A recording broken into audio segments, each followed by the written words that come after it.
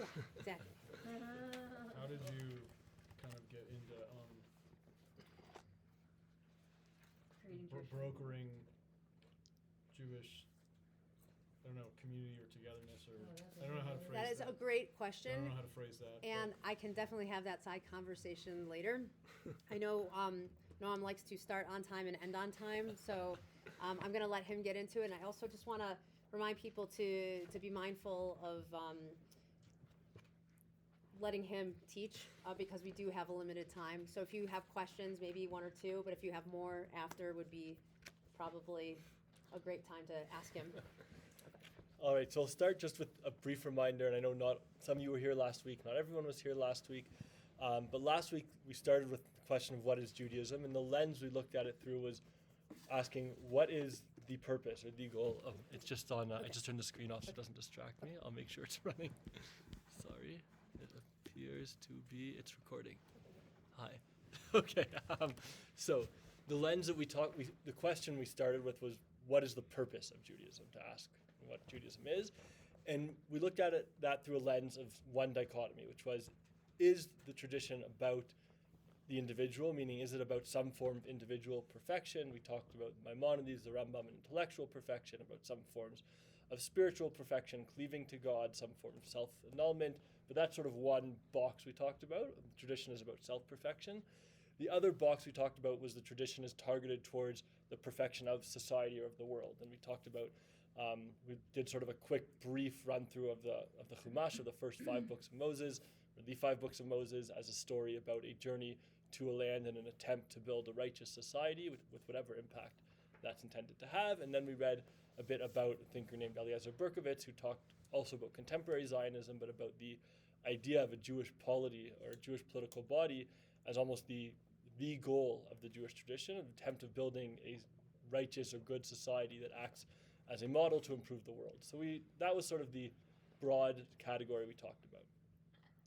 The lens we're going to look at today for this sort of broad question motivating the whole series of what is Judaism is a lens of rationalism versus mysticism. Those are both loaded words, and I'll try to give a bit of a sort of working definition for each of them, but we could spend a tremendous amount of time just talking about how to define rationalism and how to define mysticism. And so as opposed to spending too much time on explaining the terms, we're going to jump in and we'll spend the first half of the time looking at different versions of rationalist approaches to the tradition, and then the second half looking at different versions of mystical approaches. And I think we get a better sense of what those two terms are by actually looking at different examples than we do by trying to define them from above. That said, I'll give a very basic definition as sort of a working definition that is open to being overturned. We'll put in the camp of rationalism explanations of the tradition, of its purpose, meaning, method, etc., that you could justify to someone who has no pre-existing belief or commitment. So it's if you could say, hey, June mentioned turning off her phone. So you said, you should turn off your phone on Shabbat because for all sorts of mental health reasons why we need to disconnect. That's a rational argument for one component of observance of Shabbat. You don't have to have a pre-existing commitment to the Jewish tradition or to any faith in order to understand and relate to that argument. You may buy it or not, but that's a rational type of argument. A mystical approach or a non-rational approach that we'll define as, again, working definition, as something where the argument has no gravitas, has no persuasive power for someone who doesn't have that pre-existing commitment. So if I were to say, turn off your phone on Shabbat because if you don't, God will punish you, that's probably not compelling to someone who doesn't have a pre-existing commitment to believing that there's some form of God who wants you to do this, and who, if you don't, well, there's a whole bunch of things you have to buy into that aren't necessarily rationally arguable in order to believe that, right? In order for that argument to convince you. Doesn't mean they're true or not true, but it's an argument that's it won't speak to someone who doesn't have pre-existing sort of commitment. It assumes a whole bunch of religious convictions. So we'll start with those as sort of the two definitions, but again, they might be wrong. All right, so now we're going to jump in on your source sheet. The first sort of 2 pages, we'll look at different rationalist approaches. Within each approach, we're going to divide into 2 levels. First, we'll talk about goals of the tradition, and then we'll talk about the methods, meaning how the tradition achieves those goals. So, for example, and again, a very simple example, and then we'll dive into the more dive into the actual text here. But if we talked about that example of Shabbat and the phone, so if we say the goal of Shabbat, or of a Jewish tradition generally, let's say Shabbat, is to create a state of calm that allows for contemplation of your life's goals and values, whatever, right? Let's say that's the goal. It's a rational goal. The method is disconnecting from technology to allow you to do that, right? So that would be the second part's the rational method. The goal is, right, that sort of disconnected state, shutting off technology is the method. Okay, so with that sort of examples in mind, let's actually dive into some of the text. So first what we'll do, we'll look at 3 different examples of people who have rational goals for the tradition. They say Judaism is about achieving this rational goal. 2 of these 3 we talked about last week already, and so we'll analyze them through a different lens today. So the first source is an essay this was in order to get summaries, essay by David Chazoni, who's a contemporary scholar about Eliezer Berkovits, who we mentioned last week. He was a sort of Jewish philosopher in the 20th century, was in Germany pre-war, was actually a pulpit rabbi in Berlin when Hitler came to power, escaped from there to England, and then spent the latter part of the 20th century between America and Israel. So if we look at this first source, Hazoni, writing about Berkovits, says, for this reason, Berkovits argues, Judaism has always understood its central mission to be the creation of an exemplary community, not just exemplary individuals. Such a community dedicates its entire public existence, as well as the efforts of the individuals who live in it, towards a higher divinely guided order. In the biblical view, the life of the Jews as a people is to play a central role in the establishment of human morality. Man's improvement requires a living example, but man as we find him is not a detached individual, but part of society with its own distinct habits, values, and cultural dynamic. Not the education of holy individuals, but the existence of a holy people constitutes Judaism's central contribution to establishing morality in the world.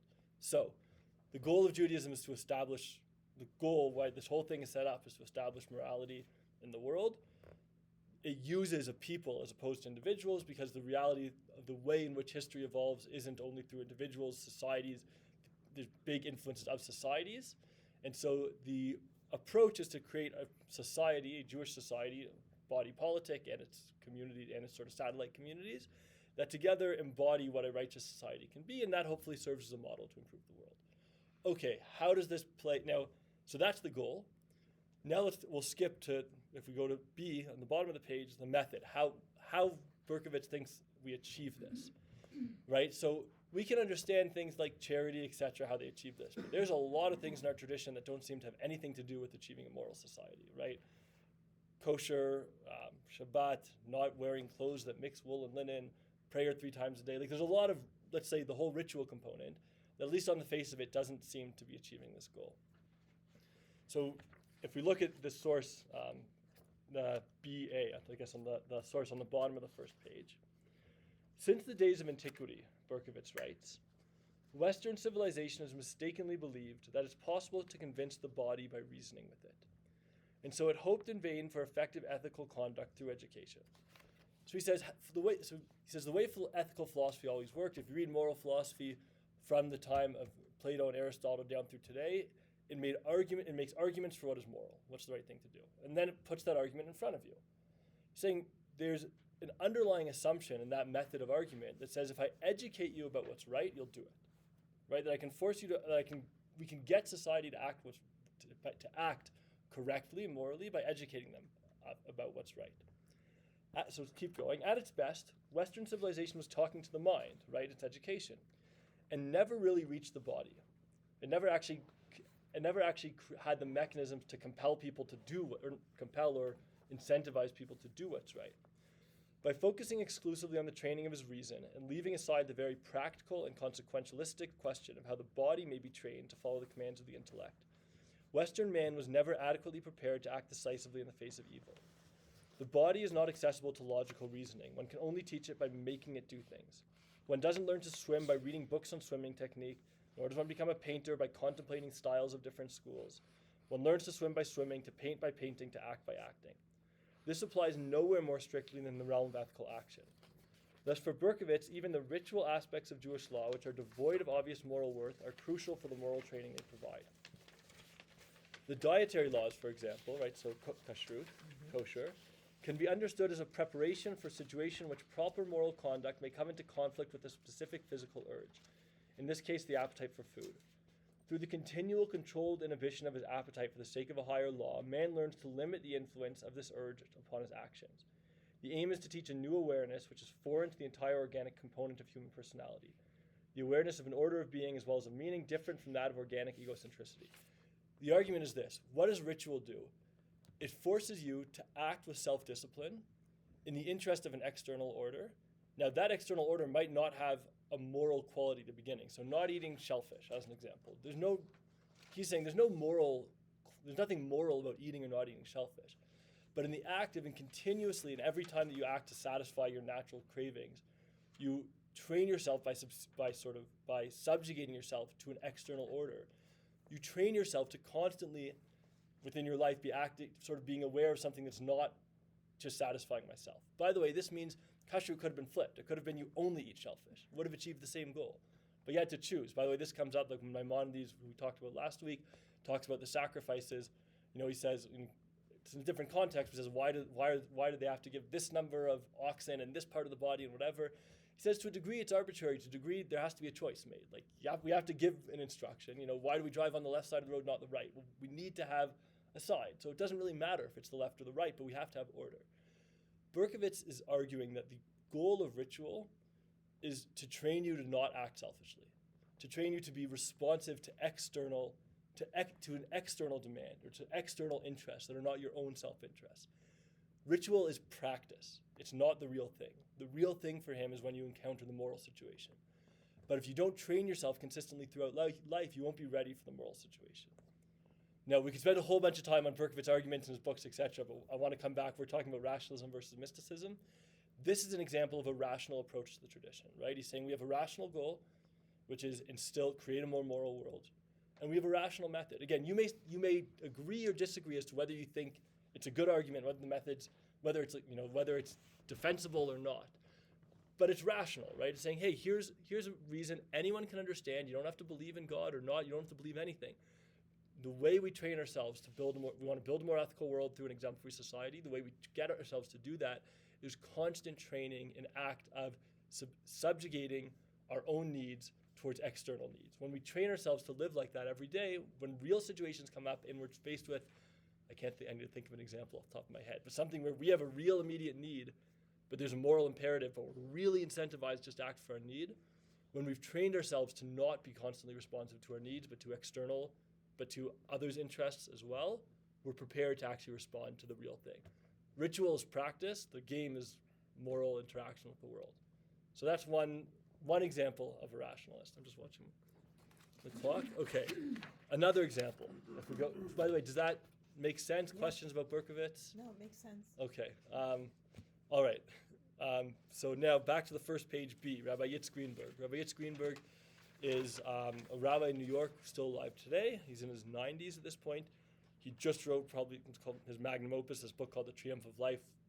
Definitely worth the read. Very much an embodiment of sort of a rationalist modern approach to Judaism. The Triumph of Life, is the most recent book. And so let's read this source. This is, again, starting with the goal. This is what he thinks the goal of Judaism is. In sum, the human being is the most developed and most intense form of life, at least on this planet. As we grow and become more human, we're called to live ever more deeply. This includes widening our embrace of all life. We should come to know emotionally as well as understand intellectually the miracle of living things. Life is the most precious of forms in the universe, the most wonderful existence in a wondrous creation. As life develops, it gains in value and dignity. Humans should treat it accordingly. This respectful treatment is not to be extended just because some law tells us to act this way. Our behavior should express our core instinctive, loving, embracing reaction to life as a marvelous phenomenon. Religious laws and rituals should be seen as trying to awaken and guide such responses. So, right, this book is called The Triumph of Life. The purpose of the Jewish tradition, in his perspective, is to cultivate an appreciation, gratitude, respect, and sanctification of life. Human life may be the highest manifestation of life, but of all life. That's the vision. That's the goal. That's the vision. Okay, so again, all this ritual, the moral stuff in the tradition, reasonably easy to understand how that relates to that, right? Rules about how you treat people, rules about charity, rules about how we treat animals, rules about not wasting, all those sort of things make sense. Again, okay, what about the ritual? So if we go to That sentence was the purpose of the rituals or the purpose of Judaism? of Judaism. Okay. And then to the question, I think the moral laws within Judaism are it's easier to understand how those cultivate respect for life, but how do the rituals do that? So again, you have to go ritual by ritual. He goes through a lot of them in his book, but we'll bring an example. If we go to, I guess, Rationalism B, I should have done this, ordered this differently, but the second source on the second page from the same book. Here he talks again, going back to use kashrut again as an example, the dietary laws. The halachic status of birya. Okay, so birya is a detail in kashrut and Jewish dietary law that basically, normally, if something unkosher gets mixed with your kosher food, if it's less than a certain amount, a minuscule amount, 1/60th is the rule of thumb, but the idea is if it's not something that influenced the taste, then if you got that mixed in by accident, your food's still kosher. So you accidentally dropped a tiny bit of pork into a big pot of kosher, otherwise kosher food. If it's less than a 60th, it won't impact the taste, you're okay to eat it. You can't do that, you're not supposed to do that from the beginning, but if you did it already, it's fine. There's various details and exceptions. One sort of exception is this rule called birya. Basically, if you drop something in that is an entire living thing, so let's say you dropped in an ant, a live ant. Arguably, and there's debates about this, I don't want to go into the detail, just the concept, right? Arguably that when something is an entire organism, it's not subject to nullification by that 1/60th rule. Okay, so that's the concept he's talking about. Seems very mundane and detailed and irrelevant, right? Like in terms of the bigger conversation we're having.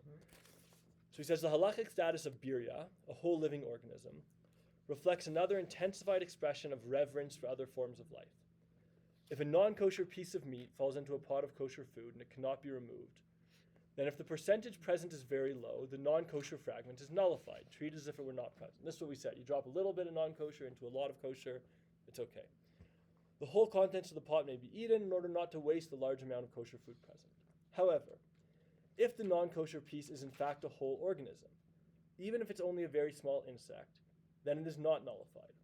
As long as the non-kosher element retains the shape and appearance of a whole organism, alive or dead, it should evoke in us an awe that prevents us from ignoring or dismissing its existence. So his moral interpretation of this, right, is when there is an entire living organism, when you drop a little speck of something, you can ignore it. It's the word we use in the halachic word is called bitul, which means nullification. It's as if it doesn't exist. He says a living organism we can never treat like it doesn't exist. Right, so here again, this is a more, you can call it spiritual, moral interpretation of a very mundane detail. Yeah. Well, you're killing it. Right. As it goes into the soup. Well, you're not supposed to, none of this is intentional. On a general level, this is the thing about the rules of kashrut, not about our topic. In general level, you're not allowed to intentionally nullify non-kosher food. It's a mistake. But like if it Right, so even if it's dead, right, so Because the point is that it's an organism. the point is it's a whole being before you. We can't pretend it's not real. We can't ignore its existence. You kill the brisket too. Yeah, let's say it's not about the kill. So let's say it's a dead ant. Right. For him, it's saying this is an example of a ritual rule meant to cultivate a admiration, appreciation, respect, gratitude, etc. for life. And we'd have to go through all sorts of other rituals to talk about why they do or don't, how they work with this vision. But this is an example. So again, rational goal is about cultivation of appreciation, gratitude, respect, etc. for life. Rational method. All these rituals, which may seem sort of not particularly rational, he's going to go through, we can go through them and try to understand how do they contribute to this ultimate goal of appreciation for life. A third example, maybe in time, if we have time, we'll do it quickly, because we talked about Maimonides last week. Maimonides is, so for those who weren't here last week, Maimonides lived primarily at the second half of the 12th century in the 1100s, was probably the greatest giant of the Jewish tradition in terms of being prolific writer on halachic matters, Jewish law, philosophy, etc. Since the closing of the Talmud, so let's say of the last 1500, 16, 1700 years. And although he is ubiquitous in terms of being quoted and being around the sort of the most common authority, He's actually quite an extremist in a lot of ways in his philosophy. His philosophy is very extreme, arguably quite elitist. His books were burned when he wrote them. There was a reason for that. They were very revolutionary. So his arguments, we'll talk a little bit about them now. We talked a lot last week, are sometimes difficult to digest in terms of sometimes they can be feel quite troubling and elitist and hard to relate to. But again, probably the biggest giant in our tradition in the last 1700 years. And pretty much everyone who writes, pretty much every Jewish philosopher since has had to write in response to him. So even if they don't agree with him, everyone is in conversation with him. Okay, so going back to the first page, source C. This is a snippet of what we read last week when Maimonides is the end of the Guide for Perplexed, which is his philosophical work. He goes through 4 types of perfections of man and talks about the fourth perfection as sort of the perfection that the whole tradition, that all humankind should be striving towards. The 4th kind of perfection, the true perfection of man, is the possession of the highest intellectual faculties, the possession of such notions which lead to true metaphysical opinions as regards God. With this perfection, man has obtained his final object, gives him human perfection, gives him immortality. That's part of his metaphysics, which we won't go into now. But he believes also, as you perfect your intellect is what survives death. I guess the machine likes that. But Maimonides' goal, without going all the way into his philosophy, the goal of religion and the goal of all human beings are designed with the goal in Maimonidean philosophy. They have what's called a teleology. Every being has a purpose. The human's goal is to perfect the intellect, and the highest perfection of the intellect, there's a ladder of subjects. This is in Aristotle as well. It starts with the sciences, the empirical sciences, ultimately goes to metaphysics and to the knowledge of God. The intellectual comprehension of God is the highest goal. That's what we're all achieving at. He said 1 or 2 people in a generation may achieve it. The rest of us are more or less there to serve that person. Okay. How does he explain all this ritual? So there's a lot of good quotes we could bring from Maimonides for explaining this. One, give an example. We don't quote here. He talks about, for example, prayer as a time of meditation. He says if you put on your tefillin, your phylacteries, put on your talit and pray and don't pay attention to what you're saying, you might as well be chopping wood or doing anything else. It's a act towards meditation, towards achieving that intellectual perfection. So here when he talks about kashrut in this source, the last source of the first section of the second page, C, he says, I maintain that the food which is forbidden by law is unwholesome. Basically is not good for you. If you're physically not healthy, you can't focus on intellectual, you got to have your physical health in order to focus on anything else. Meat boiled in milk is undoubtedly gross food. Gross, not in the sense of disgusting, in the sense of like heavy, it's like something fried and covered in fake cheese and whatever. Like after you eat that, you're not going to be able to sit and meditate. You're going to just sit on the chair and fall asleep. Right, and makes over full. This is an old translation of the Arabic. But I think that most probably it's also prohibited because it's somehow connected with idolatry, forming perhaps part of the service or being used on some festival of the heathen. So for Maimonides, and again, not going to go too deep into this, but idolatry is extremely problematic because it's inaccurate. An idea of God as having a physical body or being multiple gods or existing in time is inaccurate. If our whole goal in life is getting an accurate perception of the world, then fundamental inaccuracies are just really problematic. It's like believing 1 + 1 is 3. And because of the predominance of idolatry at the time of when the Bible was given, he says God had to separate us from idolaters. So he had to do all sorts of things that may not be particularly meaningful now, but they were really about moving us away from idolaters. So all sorts of things they did, you can't do. It's moving us away towards a path towards perfection. Again, this is probably idolatry was inaccurate. Yeah, exactly. Again, this is probably the least inspiring story, right? But this again,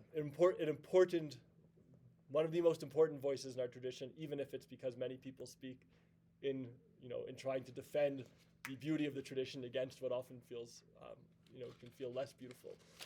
But anyway, so that's 3 examples of rational goals, rational methods, right? Tradition has a goal of morality, perfecting society, cultivating an appreciation for life, intellectual perfection, and even the things that look like rituals that look like they're not connected to that, we can explain or understand in ways that are actually things to bring us towards those goals. Okay. Next, we're going to talk about mystical goals. So the first one, and again, mysticism is Rationalism is easier to define than mysticism. I started off by saying mysticism is something that can't be argued to someone who doesn't already buy into a degree. That's true for some. That'll be true, for example, for the second source. It's not always true. If you start Googling definitions of mysticism, academic scholars on the Jewish side and the non-Jewish side trying to define it will go on forever. It can be a sort of character trait type of person. So this first source, and I'm saying this because the first source says that the goal, we read this last week, the goal of the Jewish tradition is cleaving to God, is attaching yourself to God. Can you argue that rationally? I mean, you could. If you say someone believes in God and connecting to God or feeling attached to God brings the highest source of joy and pleasure, the highest type of pleasure, highest type of joy or sense of fulfillment, there's a rational argument for that as a goal. But that type of goal in life of cleaving to God feels more mystical, right? So how we define that, we'll leave it open. But okay, so mystical goals. The first source, the Shla, was a 18th century, important 18th century Kabbalist. We brought this source last time, but again, I brought a shortened version this time. It says the ultimate purpose is to become like God, cleaving to his name. As it's written, you who hold fast to the Lord your God are all alive today. This is a true reward to become eternally godlike. So he's mixing two things here, which is important. You cleave to God by imitating God. So that's why he's talking both about becoming godlike and attaching to God. This is, again, we're not going to get into that. That's a separate topic. But those are the two themes he's touching here. Although this verse, but you who hold fast, refers to one's life in this world, this very cleaving serves as the reason for receiving reward in the future, in the world to come. Eternal spiritual life, his true life is out of the world to come. Okay, so he's saying both cleaving to God basically brings you both the highest fulfillment you can get in this world, and it gives you the life of the world to come. But the goal of the tradition is to connect ourselves to God, whatever that means. And again, we can go on for however long about what that means. Now the second source. The second source we're going to bring, and this is I brought pieces from two different articles to summarize. This is really more of the mystical type that I talked about, that if you don't buy in already, it's very hard to argue this. These are summaries, sort of very short and concise summaries of some of the foundational, we call them myths, not saying myths because they're not true, myths because, in terms of symbolic stories about reality. You can believe them or not believe them, but I'm using the word myth there not to attribute truthhood or falsehood. But of the sort of foundational creation myth that's explained by the Ari. The Ari, Rabbi Isaac Luria, was arguably the most important Kabbalist mystics. The Kabbalah is the general term given for Jewish mysticism. And there's lots of different forms of Kabbalah going back to the times of the Second Temple or earlier. And yeah, it's a massive tradition with lots in it. Rabbi Yitzhak Luria, the Ari, is probably the most influential Kabbalist, the most influential individual, and probably there's maybe one book that's more influential than his, called the Zohar, which is seen as like the canonical Jewish book of mysticism. But the Ari's he put a gloss or an interpretation on all of Jewish mysticism that became incredibly influential. And he's the most important Jewish mystic in terms of his interpretation of Jewish tradition. And he is the first person to voice. I don't want to say he created, because you can have different people say where this comes from and how he got this, but he was the first to articulate this vision of Jewish mysticism. And I want to read the story that he tells about creation. So the first source is from a scholar named Gershon Shalom. Gershon Shalom was a Jewish academic from the 20th century who was the first person to take Jewish mysticism in the West, let's say in Western Europe in the 20th century, was sort of dismissed and not taken seriously, and it was like a bunch of the weird Eastern European Hasidic Jews and the Western German Jews were sort of more enlightened than that. Gershon Shalom was the first academic to start taking Jewish mysticism seriously. And he's still like the most influential scholar of Jewish mysticism. His books are in English, they're accessible, there's tons of, if you want to read about Jewish mysticism, Google his name, you'll find tons to read. So he says, Luria's new myth is concentrated in three great symbols: the Tzimtzum, or self-limitation of God, the Shvira, the breaking of the vessels, and the Tikkun, or the harmonious correction and mending of the flaw that came into the world through the Shvira. We'll talk about each of these three. Now, this quote is from Howard Schwartz. I'll be honest, I have no idea who he is, but I found this quote, and it was a great summary, sort of a concise summary of the Ari's creation story. So we'll read his summary. At the beginning of time, God's presence filled the universe. When God decided to bring this world into being, to make room for creation, he first drew in his breath, contracting himself.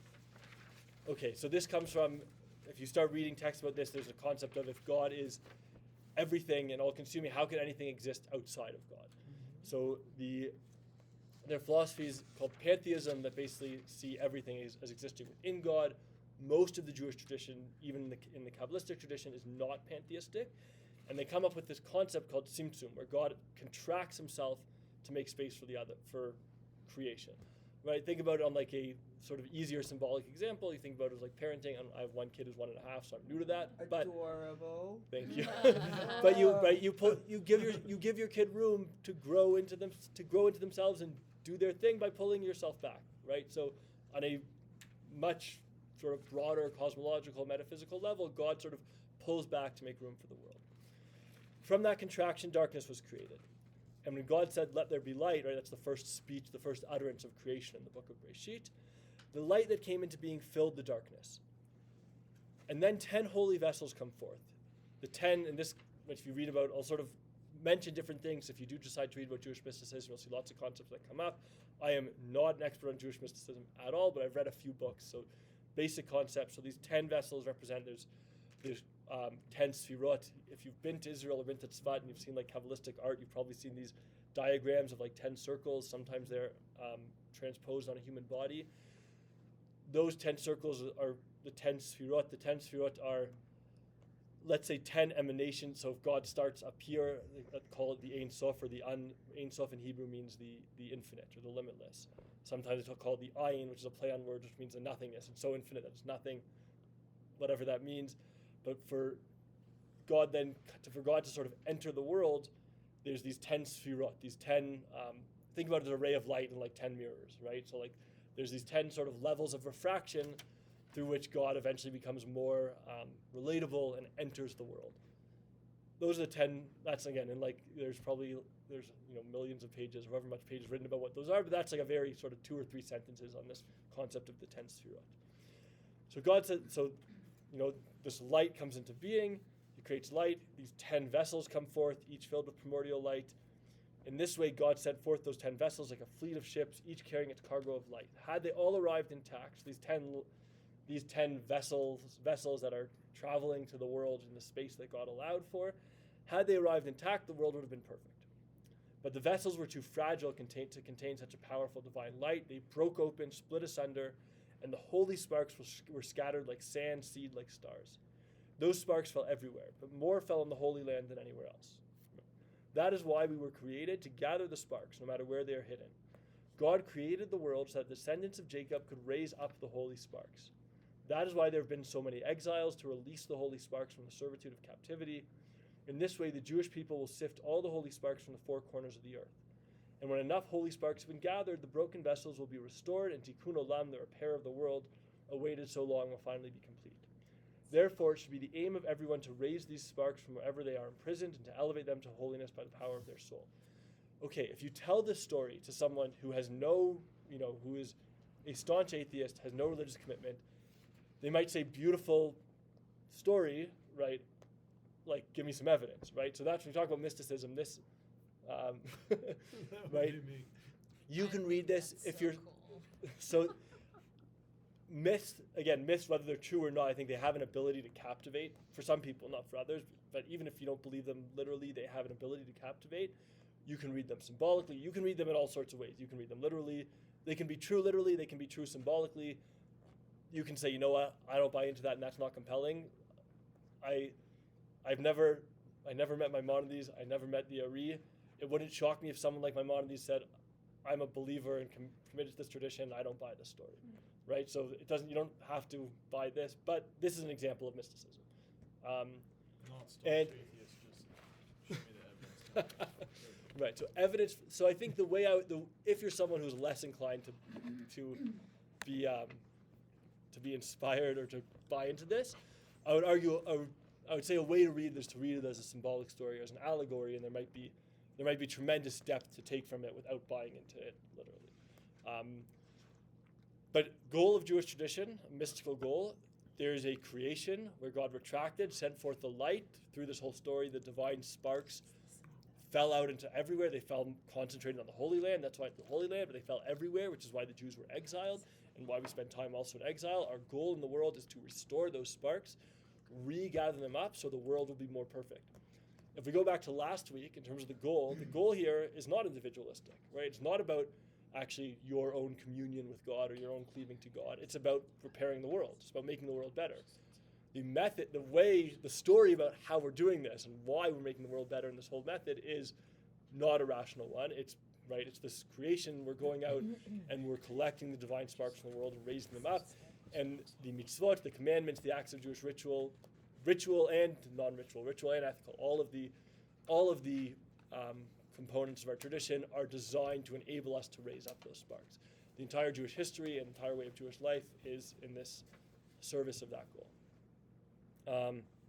Okay, now let's go to mystical methods as to how this works, right? So we talked about mystical goals, raising up the sparks, cleaving to God. They can be individualistic. They can be very altruistic, right? They can be mystical but still altruistic. It's about fixing the world. How does it actually work? How does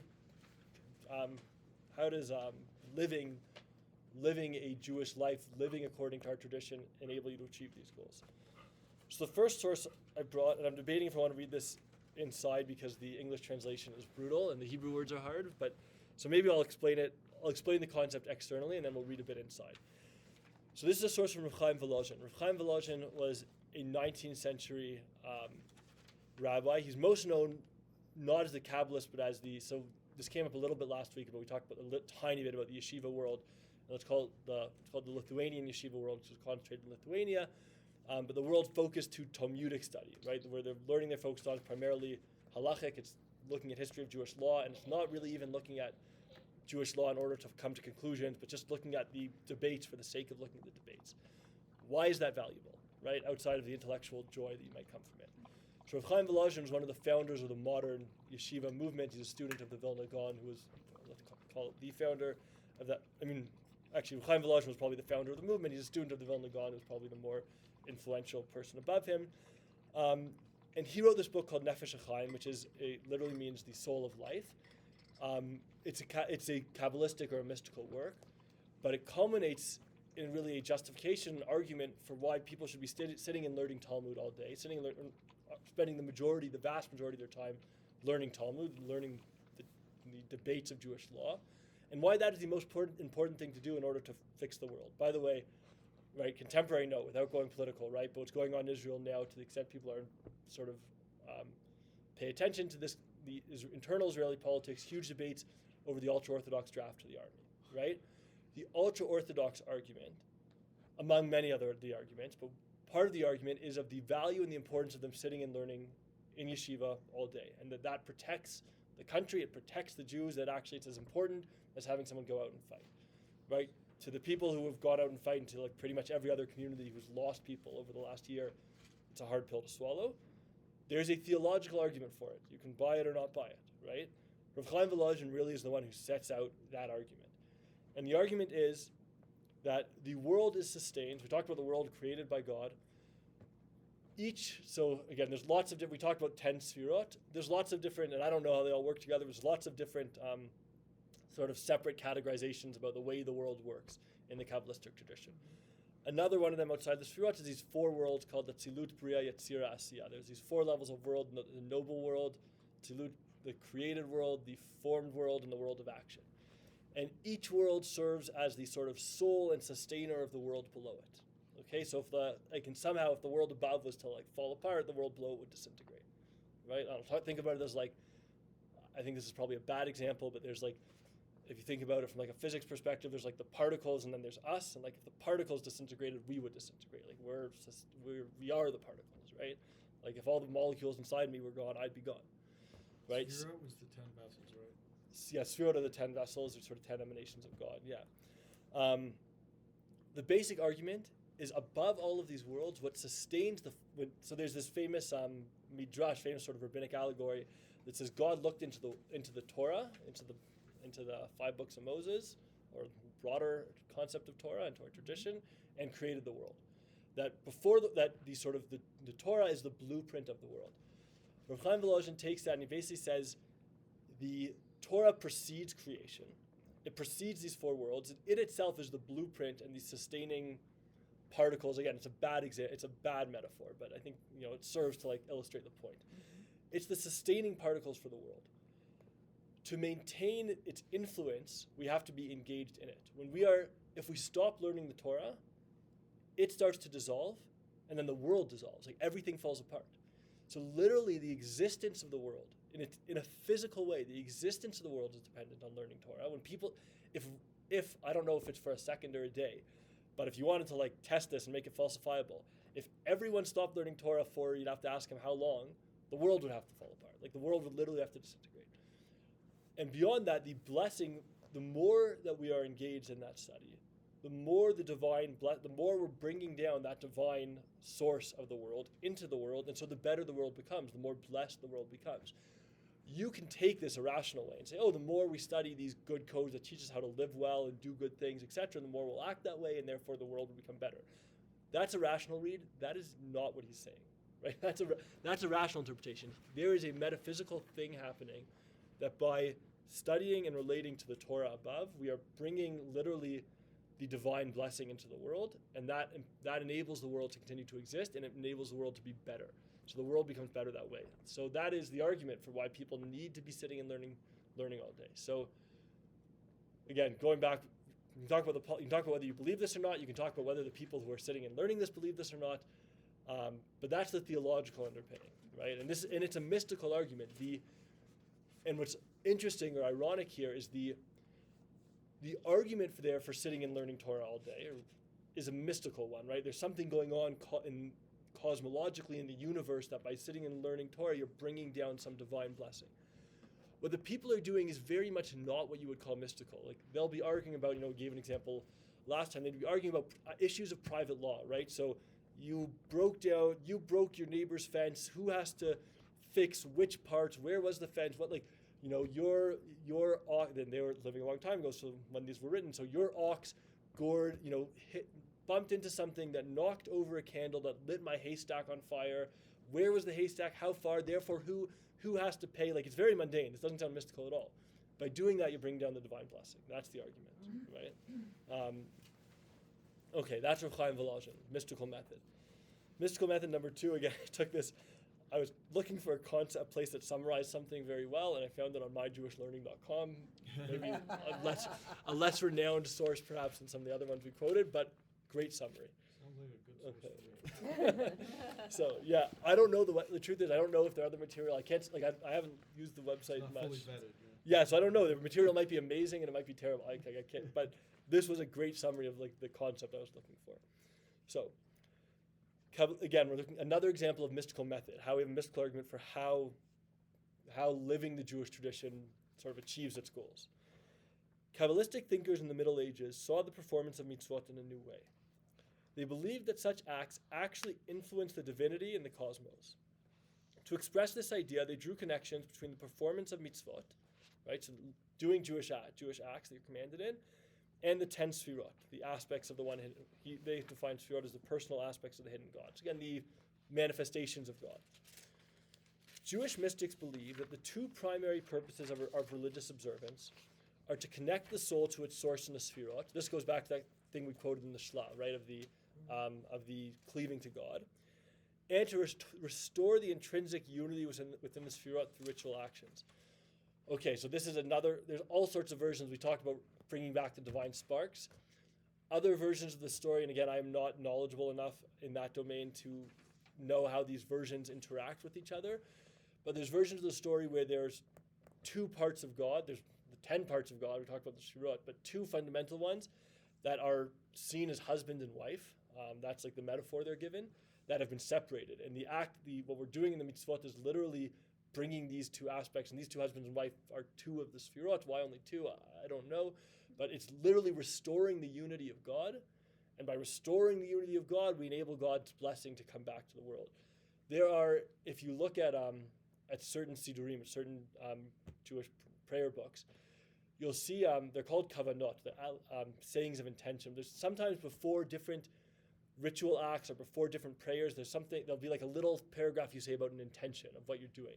A lot of the time there's this thing that says, L'shem yichud kudshe brichu ushrinte, which literally means with the intent or in the name of unifying the Kadosh Baruch Hu, which means the Holy One, blessed be He. It's one of the names of God for a masculine component of God, ushrinte, and His Shechina, His divine presence, which is a feminine aspect of God, that you're doing this mitzvah to take to enable the reunion of these two components of God back together. And once God is sort of fixed, so to speak, like brought back together, His blessing can flow to the world. Again, a mystical approach as to what's going on. So, these two functions, the unitive and restorative, so the two functions of mitzvot for the mystic: one, the cleaving, enabling you to cleave to God; two, literally fixing God, restoring what's broken in the cosmos, permeate every aspect of Jewish mystical approach to life. We're running out of time, so I want to get to the right part of this to read. You can read all of it, but basically, no, we don't have to read any of it because I'll leave some time for questions. You can read it on your own. The basic argument is that through whatever metaphysical structure is argued to exist, when you're doing a religious act, not only are you enabling your soul to connect back up through the Sefirot to God, you are actually fixing, if you do it with the proper intent, fixing God Himself, enabling His blessing to overflow. By the way, I want to come back to a few very practical difference between these different approaches. So, on a broad level, where we talked about rationalism versus mysticism, we talked about the goals. You can have rational and mystical goals in terms of fixing the world. Are we fixing the world just to make it a better place through embodying morality, or through raising back up divine sparks? How does it work? Does it work literally through just educating us, training us to be other focused and not selfish, or does it work through fixing things in the Godhead, or fixing things in some sort of divine realm? Those are all sorts of different arguments. Talk about that in terms of the impact of halakha, of Jewish law, on very practical levels. If you take a mystical approach, then it doesn't have to, but it can lead to a certain approach to the details of Jewish law, where literally, if the act you do is affecting something in the cosmos, we don't know, the tiniest detail might be the thing that has that impact. So literally, if you tie the string of your talit the wrong way, right? If that's the thing that has this metaphysical impact, we have no idea. It might be that it's that way you tie it that's the break it, the make it or break it, right? So those details become tremendously important. On the rational side, the details can still be tremendously important or not. You can argue about it, right? So we talked about Berkowitz as that example. The details and again, I'm just throwing it out here, so I don't have an answer here. The details might be tremendously important because when you're teaching yourself to be otherly focused, the whole point is if you start to say, oh, well, I can do what I want here, details don't matter, then you start just acting in self-interest. Where they're not necessarily important is that, it could have been shellfish or it could have been something else. If you say, I'm only eating shellfish and nothing else, arguably that achieves the same goal. It'd be a bit weird from our tradition, right? But you can make that, I could see how you can make that argument. Sometimes the detail of birya of that specific organism, that detail might be tremendously important. But when the religion starts to be goal-oriented, so, in Maimonides' approach, when it's about intellectual perfection, and the religious acts to distance us from idolatry. So he says in the Guide for the Perplexed, for example, he talks about sacrifices, right? So he says, why are there sacrifices? Basically because when God gave this to us, everyone gave sacrifices. If he had said don't give sacrifices, no one would have been able, it would have been totally unreasonable, right? It's like if God came out now and said, everyone, only eat quinoa, nothing else. It's just not going to work, right? You have to deal with reality. So reality that was how people related to their deities in the time. So he said, I'm trying to move you away from idolatry, to move you to the truth, but I can't get rid of sacrifices, but I'm going to narrow them. I'm going to limit them to the temple. We're only going to use it in this one place. You can't do it outside there. I'm sort of constricting it and moving you away from it, but I can't get rid of it. He said, why did God say 2 or not 3? I don't know. He had to choose a number, right? So depending on what you understand is the goal of the tradition, that has an impact on how you understand the importance of not only on how you understand are details important or not, but also on what type of arguments within the details are compelling to you, right? So if you're fixing something in the cosmos, it might be, so one of Maimonides' most important like interlocutors who always disagreed with him is Nachman, he's the Ramban. They happen to have very similar names, right? But he says no, like the sacrifices are actually performing very important things, or even if they might be symbolic, they're very important symbols, every detail, or they're very important because they're actually affecting something up there. Whereas Maimonides would say, actually, we're going to read it in a way where we're going to read the halacha to ultimately say you shouldn't have sacrifices at all. So how you understand the goal and how you understand the method is not only like an interesting intellectual exercise, but how you then interpret the law itself is different. So the way Eliezer Berkovitz interprets, I'll give you one other example, then we'll stop. So Eliezer Berkovitz, who talked about a political society, the importance of building the whole Jewish tradition is about building a political society, a state, a civilization that models what's good and right. Very practical stuff that came up when the modern state of Israel was established. For example, electricity. You have electricity, even if you don't turn on your light or off on Israel on Shabbat, there's power plants running, right? There's electricity going, there's people working in those plants on Shabbat. The approach, let's say, within the ultra-Orthodox world is sort of, there are some people who very extreme who won't use the electricity, like won't benefit from a light because Jews are working in the power plants. The common approach is just like, we won't work in the power plants on Shabbat, someone non-religious will, someone secular will. Berkovitz said, and that's a sort of strict interpretation of the law. If I'm not allowed to use electricity, I can't use it. Using it, being the one to do it, will affect something up there, right? We'll actually have it, so I can't do it no matter what the issue. Berkovitz says, look, we're focusing on building a society. That's the goal. The society has to be able to function according to the laws of the tradition. So we have to reread Shabbat, not say like let someone else do it. We actually have to reread how Shabbat works. If there's now different movements, conservative, Orthodox, Reform, he said we have to re-understand conversion because we can't have people not marrying each other within our tradition. We have to reread a broader scope of conversion. But that comes back to his goal, because his goal is building a civilization. If your goal is fixing something in the cosmos, you can say, and you're an Orthodox thinker who says the Reform way of practice is not achieving that. Like, so I might love you and respect you. It's wrong. It's not working, right? Like so I'm not going to reread my laws of conversion for that because I can't. So the way you understand the goal and the method has a big impact on how you actually read Jewish law. All right, I'll stop here because I'm now 2 or 3 minutes over. If there's questions, comments, yeah. I know that was a lot. I talked a lot. Just a really quick clarification. Yeah. The first example you gave, you said why 2 not 3, like, but it really In the quick, and then sacrifice. it was in a sentence. You were referring to. Sorry if I spoke too fast. Yeah. You were referring to the 2 functions, unitive and restorative, when you said why 2 not 3. Oh no, I think when I said why, I think then I was referring to why. So for example, in a sacrifice, let's say, and I don't know the laws of sacrifice well, but let's say on a certain holiday you're supposed to bring 2 of this animal to sacrifice in the temple, 2 oxes. Oh. Like why okay. 2 and why not 3? So Oh, Maimonides' right, answer okay. is just like Maimonides said in the Guide for the Perplexed. There's got to be a number. Like if you had said 1, you'd say why 1 not 2. If I said 3, you'd say why not 4. Like I have to have an answer, right? It's like driving on the left or right side of the road. Pairs A of system animals. has to have a system. Okay. Where someone else might say, no, there's actually something unique that each one of those animals affects the cosmos in a different way, right? It's a totally different. Or there's an in-between. There's a symbolic approach, right? Where like, so someone who maybe in another class will bring, Rav Shimshon Raphael Hirsch, who was a Orthodox German rabbi in the 19th century.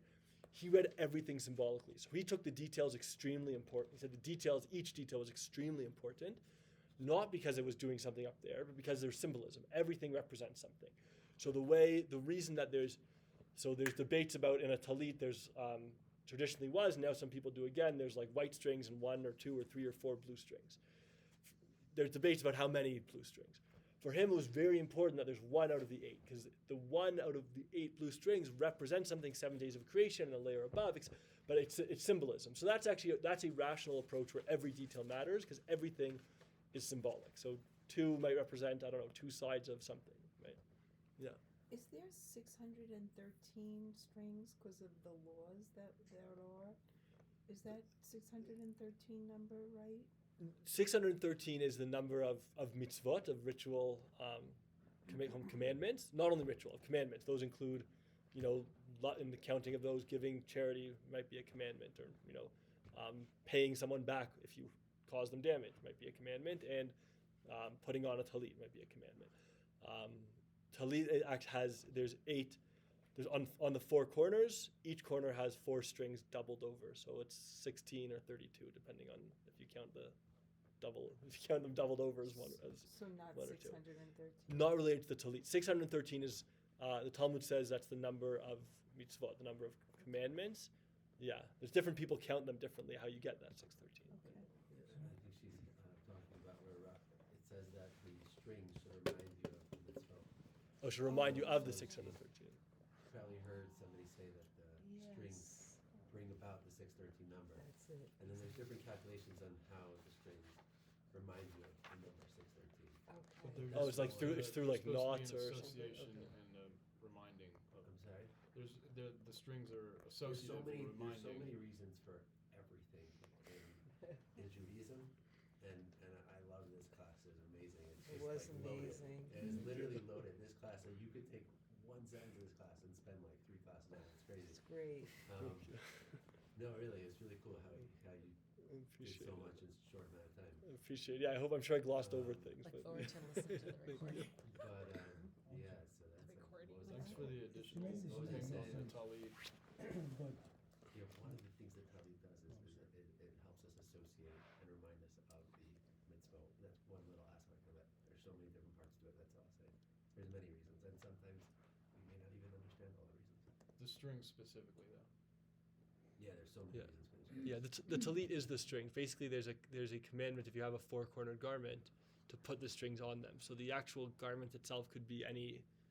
It's become traditional that those, the ones we have with the lines, whatever. But talit is just any 4-cornered garment. You put the strings on. Yeah. So it's really about the string. Yeah. And the strings are the reminder. Yeah. Yeah. Okay. Yeah. so Thanks I for think of God as being all powerful and perfect. I mean, that's just my definition. Right. So in the part where he says, "Let there be light," he creates these 10 vessels, and they come and they break apart. They're not perfect. But if they had come, it says here, if they had arrived intact, the world would have been perfect. So why didn't he want it to be perfect to start with? Why did he break them apart so that we'd have to gather them up and most of them fell in heaven? Why wouldn't it be perfect right from the start? Right. I mean, whether you take that story or not, why isn't the world a lot better than it is? Like, why isn't the world a lot more perfect than it is? yes, it was. I mean, So, Do you think he'd want it to be perfect right from the get-go? I once asked my 8-year-old this, just for fun, just to see what she'd say. And she said, well, I think a perfect world sure would be boring long. so look, it's the same. I don't think you can tell me if I'm reducing this, but I think it comes down to the question of why do bad things happen, right? It's the same, like, why isn't the world perfect? This is a story about why did the vessels shatter, but why isn't the world more perfect? That's the question of why, I don't have the answer to that. I'll be honest, on a personal level, since October, there's been a lot of stuff in the world that's been bad before October 7th. This happened to be the most immediately horrifying thing that I've experienced in my lifetime. That's hit closest to home for me personally.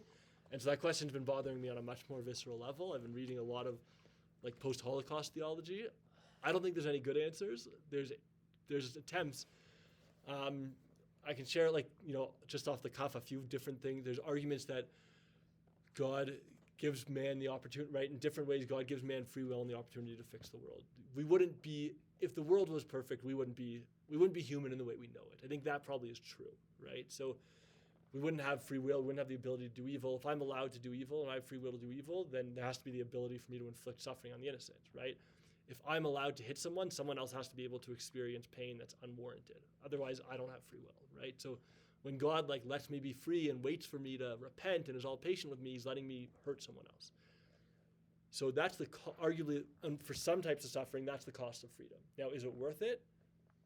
I don't want to answer. The Gemara says, so You can't say that there could be some order to the way the pain is inflicted. Meaning you can choose to do something bad. Who does it happen to? So one argument, okay, so that argument is basically that there isn't, I think, and tell me if I'm getting this wrong, the argument ultimately there is that there is no evil. Because when I'm doing bad, ultimately I may have made a bad choice, but the person who's getting hit, it's warranted for them.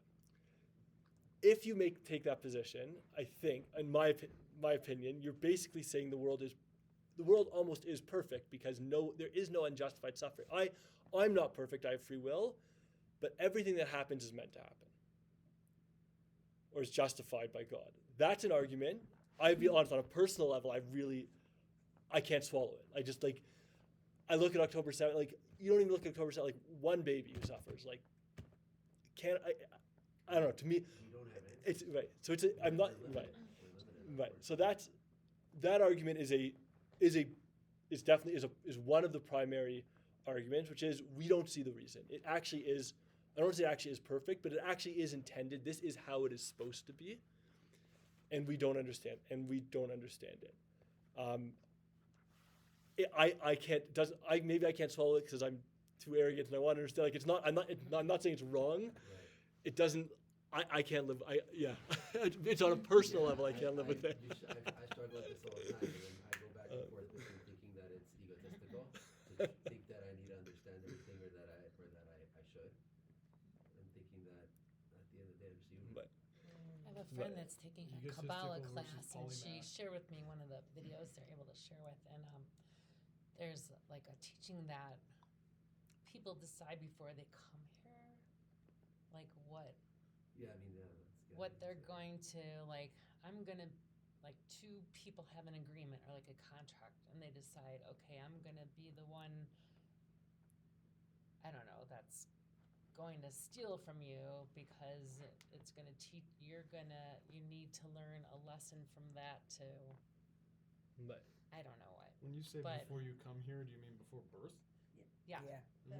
so I think maybe if I can try to categorize and again, this is oversimplification, but in the interest of like what we're doing, which is like very broad No, that's brushstrokes okay. It's just something that and like skipping a lot of the detail.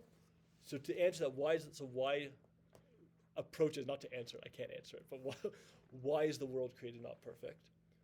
One answer is, to a degree it is perfect. I might have freedom, but things are as they are meant to be. Why are they meant to be that way, and why do we experience suffering? I don't know. But that actually is how they are meant to be, and we don't understand the divine will. That's one argument. Perfection is like the existence of good and bad. And It- that is a perfect world. Yeah, it's sort of, I mean, I think, in my opinion, that type of approach denies bad, because if everything is how it's meant to be, that's ultimately good. It's perceived as bad. But in an ultimate cosmic perspective, if you had the God's point of view, it's actually good. Which means that really there is no bad. It's just from the divine point of view, because that's how it's meant to be, it's just that we perceive it as bad. I mean, I'm sorry, but I mean, that means that October 7th was meant to be, the So- Holocaust was meant to be, people starving so- in Africa. so was meant to be. I agree with you. I'm saying let's put that as that is one broad approach, and the argument is if now there's some presumptions you have to have. If you take presumptions or commitments, if you think God exists, God is good and all powerful, then and like knows all, then that can lead you to that approach because you say, well, I'm the one who has limited knowledge, limited capacity. If God's good and knows all and can do all, it must be that it's good and I'm missing something. That's what motivates that approach. I tend to agree with what troubled you about that. It doesn't mean it's right, but that's how my personality is inclined. That I struggle to accept that. So the other sort of broad camp of arguments is no, there is bad. There are things that maybe aren't justified, and maybe maybe we can do a class on this if you want, because I've done a lot of reading on sort of post-Holocaust theology recently, and we can, but that is what's necessary to create the world as it is. To have a world with human freedom means, this is again the other side, it means you can inflict innocent suffering, and then you ask the question, so that's what it means to have this world. If you want to have human freedom and all the beauty that comes with human life, you want to have humans as they are, we've got to be able to do real good and real bad. It doesn't deal with natural disasters, put that to the side, human inflicted suffering. And then you say, okay, is it worth it? Eliezer Berkovitz, who we talked about a bunch already in his book about faith his book on post-Holocaust theology, his argument is that it's about human freedom. And he quotes a Gemara, a piece from the Talmud, which is incredibly disturbing. And he basically says, okay, so this is what we need for human freedom. So is it worth it? Is the world worth it? And he quotes a piece from the Talmud. And again, like I talked about last week, if anyone tells you Judaism says this, question them, because you'll find a voice in Judaism that says the opposite. We have the blessing of a tradition with a tremendous plurality of voices. But there's a passage in the Talmud that says, for I believe it's 2 years, They debated, I don't remember who was it debated, they debated in the Beit Midrash, in the house of study, whether it was better for God to create the world or not. At the end of the day, they took a vote, which is how halachic decisions are made by majority rules, and the decision was it wasn't worth it, that God shouldn't have created the world. But now that we're here, we should reflect on our deeds and be as good as we can. Again, very harsh judgment. Berkowitz, in living through the Holocaust, he escaped before, but living through that time, writes, is it justified? Is it? I don't know. Maybe not. But we're here. It's created. The suffering is there. All we can do is act on that freedom to make it better. Does that justify God or not? I'm not one to answer that. But those two camps are one camp of saying the evil. This ultimately is what's we are missing pieces of the picture, and there's something else going on here that ultimately is justified. The other side is no, there's human freedom. There is a degree of freedom in the world. There is evil. Our job is to fix it. How we justify God as being good when there is evil in the world, that's a whole nother conversation. Yeah, I'm sorry if that's not satisfying. I don't think it can be satisfying. Gives you a lot to think about. I don't think it is A lot to think satisfying. about. It's two different. Nobody camps has of all how the you present it. answers. Yeah. All right. Let me turn. Yes.